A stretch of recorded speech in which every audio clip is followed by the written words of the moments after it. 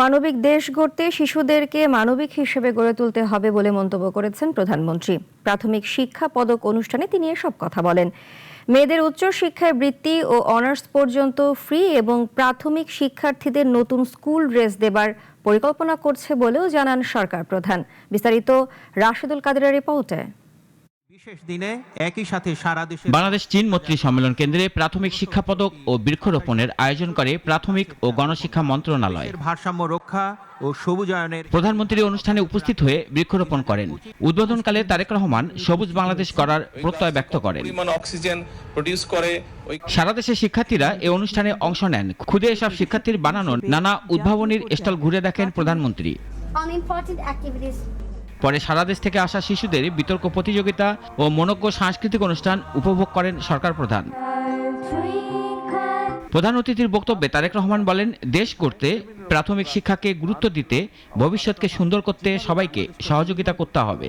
বাংলাদেশের কারিগর প্রাথমিক শিক্ষা ব্যবস্থার সিলেবাসে পারিবারিক ও ধর্মীয় বিষয়গুলোর গুরুত্ব দেওয়া হবে বলেও জানান সরকার প্রধান। আগামী দিনের সিলেবাসগুলোর মধ্যে আমাদের বিভিন্ন প্রাথমিক ও মেয়েদের শিক্ষার জন্য সরকার নতুন পরিকল্পনা করছে বলেও জানান তারেক রহমান। আমরা সিদ্ধান্ত গ্রহণ করেছি মেয়েদের পড়ালেখার সুযোগ আরো বিস্তৃত করার জন্য আমরা অনার্স পর্যন্ত মেয়েদের শিক্ষা ব্যবস্থা ইনশাআল্লাহ ফ্রি করার, এবং শুধু একই সাথে নয়, প্রাইমারিতে যেরকম আমরা স্টাইপেন্ড দিচ্ছি একইভাবে আমরা উচ্চশিক্ষার জন্য যারা ভালো রেজাল্ট করবে সেই সকল মেয়েদেরকে আমরা স্কলারশিপ ইনশাআল্লাহ দিব। আমরা আরেকটি সিদ্ধান্ত নিয়েছি, প্রাইমারি স্কুলের ক্লাস 1 থেকে ক্লাস 5 পর্যন্ত সকল বাচ্চাকে আমরা নতুন স্কুল ড্রেস দেবো ইনশাআল্লাহ। ভবিষ্যৎ বাংলাদেশের জন্য শিশুদেরকে গড়ে তুলতে হবে, আর শিক্ষকদেরকে এ কাজে এগিয়ে আসার আহ্বান জানান প্রধানমন্ত্রী। আমাদের এই যে ছোট কোমলমতি শিশুগুলো আছে তাদেরকে আমাদের মানবিক মানুষ হিসাবে গড়ে তুলতে হবে।